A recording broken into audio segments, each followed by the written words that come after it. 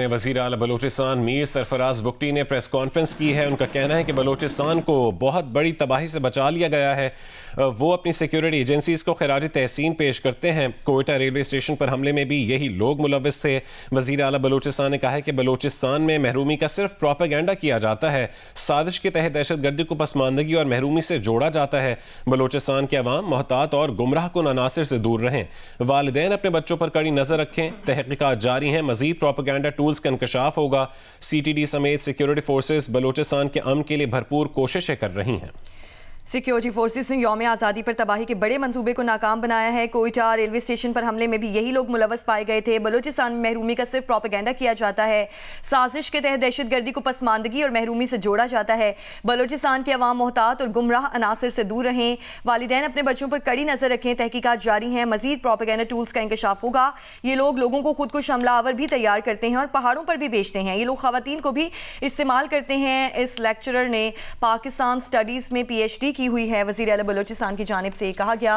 मजीद कहा कि लेक्चरर तालिब इल्मों को पाकिस्तान स्टडीज पढ़ाता रहा है। एक मुनज़्ज़म अंदाज में पाकिस्तान को तोड़ने की साजिश की जा रही है। इसी पर बात करेंगे। हमारे साथ टेलीफोन लाइन पर मौजूद है माहिर क़ौमी सलामती उमूर मोहम्मद अली साहब। मोहम्मद अली साहब, बहुत शुक्रिया जियो न्यूज़ को वक्त देने के लिए। कहेगा कि साजिश के तहत दहशतगर्दी को पसमानदगी और महरूमी से जोड़ा जाता है, ये कहना था सरफराज बुगटी का। और अब आप क्या समझते हैं कि BLA का पूरा बयानिया ख़त्म नहीं हो गया कि वो महरूमियों का शिकार हैं? अब इसका सलूशन क्या है? पढ़े लिखे लोग इसमें मुलव्वस हैं। जी बिल्कुल, मैं समझता हूँ सबसे बड़ी बात तो ये है कि ये हमारी इंटेलिजेंस इदारों की बहुत बड़ी कामयाबी है कि उन्होंने एक बड़े हमले और एक बड़े नुकसान से मुल्क को और हमारी कौम को बचाया है, इतने इम्पोर्टेंट BLA के हैंडलर को की सरकोबी करके। दूसरी बात जो बहुत तशवीशनाक है और लम्हा फिक्रिया है वो ये कि इन साहब ने कायद आज़म यूनिवर्सिटी से तालीम हासिल की, PhD की और सरकारी फंड्स के ऊपर इन्होंने तालीम भी हासिल की, अपने करियर को भी आगे बढ़ाया। इनकी वाइफ जो हैं वो भी 17 ग्रेड की एक सरकारी अफसर हैं, ये खुद भी 19 ग्रेड के असातिज़ा हैं और तमाम सरकारी वसाइल और जो फोरम है और प्लेटफॉर्म है उसको इस्तेमाल करते हुए ये मुल्क दुश्मन सरगर्मियों में बराह रास्त एक बहुत इंपॉर्टेंट रोल प्ले कर रहे थे। ना सिर्फ ये नौजवानों को गुमराह कर रहे थे, आपने एक बड़ी इंपॉर्टेंट बात कही कि देखें इनकी PhD पाकिस्तान स्टडीज में है और ये पाकिस्तान को कमजोर करने की साजिश में ये मुलव्वस हैं और किस तरह से ये नौजवान नस्ल को गुमराह कर रहे थे, उनकी जहन साजी कर रहे थे, उनको रिक्रूट कर रहे थे और साथ ही साथ पनाह भी दे रहे थे अहम तरीन खुदकुश बमबार और दहशतगर्दों को। और ये राब्ते में भी थे सरकर्दा जो रहनुमा हैं BLA के उनके साथ। तो मैं समझता हूँ ये बड़ी तबाही से इस वक्त पाकिस्तान को हमारे इंटेलिजेंस इदारों ने बचाया है।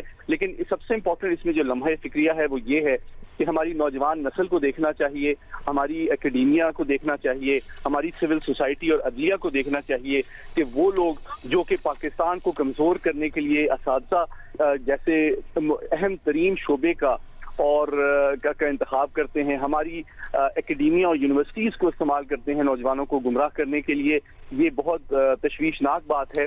और मैं समझता हूँ कि ये इस तरह की सरगर्मियाँ जो हैं हमारी एकेडमिया के ऊपर ओवरसाइट की भी ज़रूरत है और वहाँ से जो हमारे दुश्मनों के जो एजेंट्स वहाँ मौजूद हैं उनकी निशानदेही करना बहुत ज़रूरी है।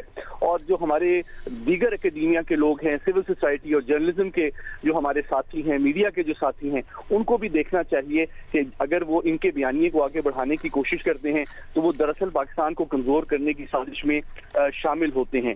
तो ये एक बहुत जिम्मेदारी का काम है, एहतियात का काम है और इनकी बयानिए और इस नौजवान नस्ल को गुमराह करने की जो साजिश है उसको हम सब ने मिलकर नाकाम बनाना है। इसमें सबसे इम्पोर्टेंट जिम्मेदारी हमारी एकेडमिया की भी है, हमारे असातिज़ा की भी है, हमारे हायर एजुकेशन कमीशन की भी है, हमारे सिविलियन लॉ इन्फोर्समेंट एजेंसीज की भी है और साथ ही साथ हमारे मीडिया, सिविल सोसाइटी एक्टिविस्ट और अदलिया के ऊपर भी ये जिम्मेदारी आयद होती है कि इजहार राय की आज़ादी या एकेडमिक फ्रीडम को मुल्क दुश्मन सरगर्मियों या मुल्क को कमजोर करने की साजिशों के लिए इस्तेमाल होने की इजाजत कहीं भी नहीं दी जा सकती।